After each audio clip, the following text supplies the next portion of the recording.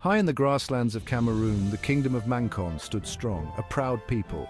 The Mankon valued strength and wisdom.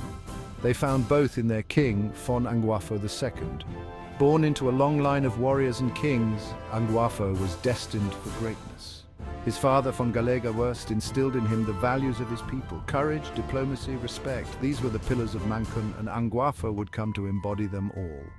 From a young age, Anguafo was known for his sharp mind and keen instincts. He learned the art of war, mastering the spear and shield, yet he also understood the power of words, the delicate dance of diplomacy. He knew that true strength lay not only in might, but also in the wisdom to choose one's battles. The young prince would need all his cunning to navigate the turbulent times that lay ahead. The late 19th century was a time of great upheaval in Africa. The European powers, hungry for land and resources, were casting long shadows across the continent. The winds of colonialism carried with them the stench of gunpowder and the echoes of distant battles. Mankon, though nestled high in the grasslands, was not immune to the approaching storm. Fon Galega, first wise and experienced, knew that the arrival of the Europeans would forever change the fate of his people.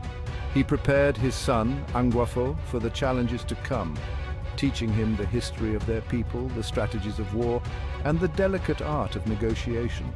He impressed upon him the importance of unity in the face of adversity. Fon Galega understood that strength lay not only within the borders of Mankon, but also in the unity of neighboring kingdoms. He forged strong alliances, particularly with the kingdoms of Bafut and Nkwen. These alliances were based on mutual respect, shared lineage, and a common goal: to protect their lands and their way of life. These alliances were not merely political, they were deeply personal. Anguafo, as a young prince, spent time in both Bafut and Nkwen, fostering relationships with the future leaders of these kingdoms. They shared stories, learned each other's customs, and trained together in the arts of war and diplomacy. These bonds of brotherhood, forged in times of peace, would prove invaluable in the coming years. The drums of war began to beat louder with each passing season. The German colonial forces, allied with the Bali people from the coast, set their sights on the grasslands. The Bali, seeking to expand their own territory and influence, saw an opportunity in the arrival of the Germans. They offered their services as guides and warriors, eager to share in the spoils of conquest.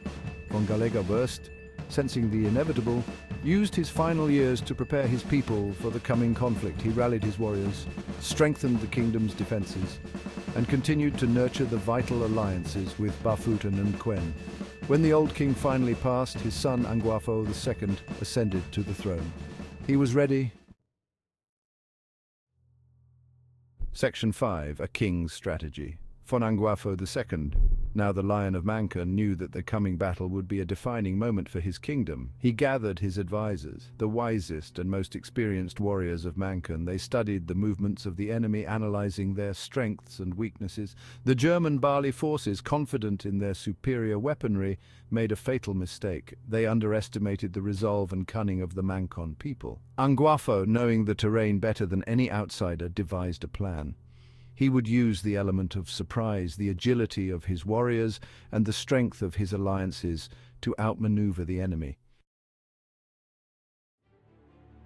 Section 6. Victory or Death. The year was 1891. The German Bali forces, led by German officers and Bali chiefs, marched towards Mankon. They anticipated a swift victory, a crushing display of force that would break the spirit of the Mankon people. They were wrong. Fon Anguafo II, true to his word, had summoned his allies. The warriors of Bafut and Nkwen, honoring their ancient pact, answered the call. Together they formed a formidable force, united in their determination to defend their homelands. The battle raged for hours, the air filled with the clash of spears against swords, the deafening roar of muskets, and the anguished cries of fallen warriors. Section 7. The Aftermath. The Battle of Mankon, a testament to the courage and strategic brilliance of Fon Anguafo II and his allies, ended in a resounding victory for the Mankon people. The German Bali forces, demoralized and depleted, were forced to retreat. The victory, however, came at a heavy price. Many brave warriors from Mankon, Bafut and Unquen lay dead on the battlefield, their sacrifices etched in the memory of their people. Fonanguafo II, though victorious, understood that the war was far from over. The Germans, driven by their imperial ambitions, would return. He used the respite to rebuild his kingdom, strengthen his defenses, and rally his people. The victory at Mankon served as a beacon of hope, a testament to the power of resistance. Section 8, A Legacy of Defiance. Fonanguafo II ruled Mankon for many years after the battle that bore his kingdom's name. He continued to be a staunch defender of his people's independence, a shrewd diplomat, and a symbol of resistance against colonial encroachment. His reign was marked by a delicate balancing act, navigating the treacherous waters of colonial politics while preserving the traditions and autonomy of his kingdom. He never wavered in his commitment to his people, always prioritizing their well-being and fiercely defending their rights. He understood that the fight for freedom was not just about military victories, but also about preserving the soul of a people, their culture, their traditions, and their right to determine their own destiny. Section 9, The Spirit of Anguafo. Fonanguafo II's story is not just a tale of a warrior king, it is a testament to the enduring spirit of a people. It is a story about the courage to resist, the wisdom to unite, and the unwavering belief in one's own strength. His legacy extends far beyond the borders of Mankon.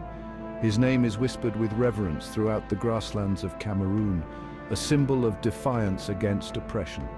His story serves as a reminder that even in the face of overwhelming odds, courage and unity can prevail. Section 10. Echoes of the Lion's Roar. Fonanguafo II's story continues to resonate today. It is a powerful reminder that the fight for freedom is timeless and universal. His courage in the face of adversity, his strategic brilliance, and his unwavering commitment to his people serve as an inspiration to leaders and communities around the world. The echoes of the Lion of Mankon's roar still reverberate through the grasslands of Cameroon, a timeless message of courage, resilience, and the indomitable spirit of a people determined to forge their own destiny.